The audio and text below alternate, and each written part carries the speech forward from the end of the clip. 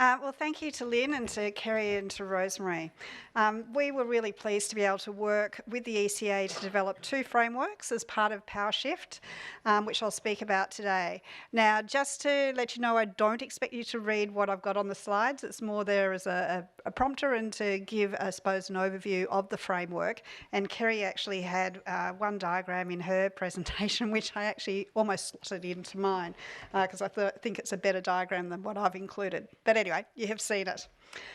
So in 2017, we developed a framework to identify and measure the multiple impacts of improved household energy efficiency, and that's referred to as the Multiple Impacts Framework. And then in 2018, we developed a strategic framework to support policymakers to consider the range of tools and services needed by Australian households to effectively manage their energy bills, referred to as the Supporting Households Framework. So if we look at the Multiple Impacts Framework first, we drew on a range of studies. So the LEAP work projects that Kerry referred to, including the analysis by GEAR. And there was also a lot of work that has been done in Australia and internationally, and in particular the research that was being undertaken at that time by the International Energy Agency, and the European Union had a Combi project which was calculating and operationalising the multiple benefits of energy efficiency in Europe. That project has since finished and has an amazing range of tools on their website. As part of the framework, so you saw quite a big diagram. You may not remember it. I remember it very clearly. But what I've done in these slides is try and just break it down to the high points of what was incorporated into that framework. But essentially it identified four broad categories of impacts. The energy system, which is the area, as Kerry said, where people generally used to focus their efforts in terms of justifying energy efficiency. Health and well-being, other participant benefits such as increased empowerment and self-efficacy, which really came out through some of the LEAP projects and the work done by GEAR, and the overall economy, including the public budget and macroeconomic impacts. Now, there are interdependencies between these and there are trade-offs. And the most important of those trade-offs is around the health impacts and the energy system. So consumers are trading off if they have a more energy efficient appliance, for example. Do they actually then reduce the energy that is consumed in the home and have their saving in the bill? Or do they increase the level of comfort in their home? So there's many consumers in society who are basically rationing how much they spend on energy, and they are, for example, living in a single room, not using their heater as they should, and that leads to a whole lot of health and well-being issues. And they may feel socially isolated because they feel embarrassed to have people around to their home because of the conditions under which they live. So if they have a more energy efficient home or more energy efficient appliances, then they can increase the amount of energy. They may choose to increase the amount of energy that is used rather than to reduce the bill and improve their health and well-being by doing so. Now, for each of the impacts that we identified, and in the diagram that Kerry put up, you could see there was a large number of impacts. So under each of those four broad categories, we had a number of sub-categories of impacts.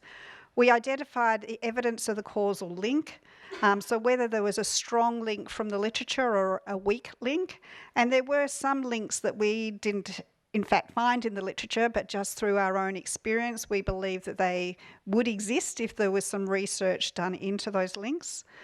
We looked at the materiality of the impact, the degree to which there are well-established research protocols, the extent to which there are robust estimates of the impact, and the transferability of the estimates to an Australian context.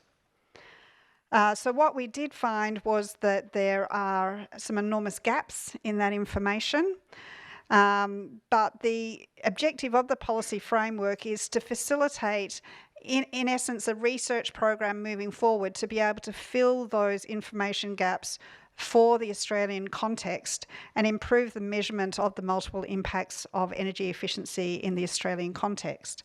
And so I know when we're looking at energy efficiency programs, we can use this as a framework to look at what are all the benefits associated with that energy efficiency policy or program and identify those which can be quantified and those which can't be quantified, but at least it is identified as an additional benefit. Now, turning to the supporting households framework, this was a really fascinating project to work on. It was developed primarily through desktop research, and it was really interesting that there was really nothing else available anywhere. We had a pile of literature that was literally, I think, probably that high of papers that we had worked through. And there are a number of different approaches to segmentation, but essentially it was important for this framework to cover all households. So Kerry's emphasised the work that was done on low-income households, but this was a framework for all residential households. In the top right-hand corner, you'll see that there are 3 elements to that framework. The first was the range of choices that are available to households to manage their energy bills. The second are the different types of Australian households and their diverse motivations, abilities and opportunities to manage their energy bills. And thirdly, there are a range of tools and services that can support the different types of Australian households to make the different choices to manage their energy bills. It might look complex on the screen, and it is complex, and that's why when I'm finished, I'll be handing over to Chris, because her job was to try and make it simpler. So in terms of the choices, that's on the top left-hand corner, and you won't be able to read it, but in essence, we broke down the managing of household energy bills to 6 different choices that they may make. One was around a better energy deal. The second was around alternative energy sources such as solar panels and batteries. The third was improving the building fabric and the fixed appliances. The fourth was more efficient equipment, which included the non-fixed appliances and anything that was plug-in. The fifth was to choose to change the way energy is used. So if people are on the current type of tariff, which is largely based on energy consumption, then they can reduce or trade off the amount of energy used and the cost through reducing the amount of energy that was used. And the sixth, which was debated a lot, was around using less energy at peak times. And that, in essence, the framework had to cater for the future when we may move to a different type of tariff where the use of energy at peak times will become more important. We identified 9 different types of Australian households, and those who have read the report, and I know some of you in the room have, we basically had a 2 by 2 by 2 matrix, which identified 8 different segments, and we had one in the middle. So that was based on, as I said before, on the motivation, ability and opportunity. And so you can see the green and the red, so green indicating high motivation, ability or opportunity, and red indicating low. And then we've got a middle Australia in the middle, which was basically, and we debated a lot about how big this segment is. And before I get the question, there is no research at this stage as to how big each of these segments are. But I suppose there is various hypotheses about how big that middle Australia segment is, where people, got average level of ability, average level of motivation and average level of opportunity. Now, important points to note about that segmentation of households is that it is not static and it is not consistent over all choices that they may make. So households may be in one segment for one particular choice and a different segment for a different energy choice. So for example, you may have a household that is on the best energy deal that they can get. So in terms of the choice of getting a better energy deal, there is no opportunity for them to move to a better energy deal. But that same household may be in a rental property, and so there's no opportunity for them to, in effect, improve the efficiency of the property, and so their opportunity on that choice is low.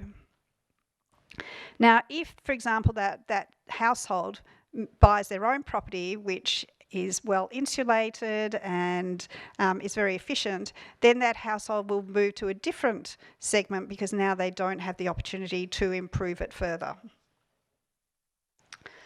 And then on the bottom right-hand side are the types of tools and services that could support households. There were 23 in all, which we categorised into 5 categories. And they were information advice and non-financial support, incentives, financial support, regulation and support services. And so what we did was to work through each of those to identify which tools and services were appropriate to each of those household segments for each of the decisions. So you can imagine 23 by 6 by 9, it's getting very, very large and complex. But the important outcome of all of that for policymakers and for industry is that it's not a one-size-fits-all, which Kerry focused on before or emphasised before. There are high-cost tools and services, such as personalised advice, that would be effective for all, but it's not an efficient approach to provide that kind of service to all households. So if there's a limited budget for personalised advice, then there's certain households where it would be more efficient to direct that kind of personalised advice, because there are some households where you have low-cost tools and services, such as awareness campaigns, that may be effective for households that have a high level of motivation and a high level of ability, but will have virtually zero impact for certain other segments. So in essence, what this framework is saying is there's some tools and services that are best directed at some households, and there's some tools and services that are needed for other segments of households. So basically it can be used to identify the tools and services that could support a particular type of choice, that could support a particular group of households, and a particular type of good or service. So I would imagine, as an ex-policymaker myself, that the minister may come and say, right, I need a policy that's going to be targeted to this particular group of households on this particular choice. And so by using the framework, you can identify then the most appropriate tools and services for those households. As part of the work, we did a stock take. Obviously that stock take is a little bit out of date now because it was done back in May 2018. But through using, if that stock take was updated over time, then the policymaker could also look at the stock take to see exactly what was available at that time, and so therefore where the gaps in tools and services existed. So with that, I'll hand over to Chris, and she can talk about how she was able to simplify what was a very complex framework.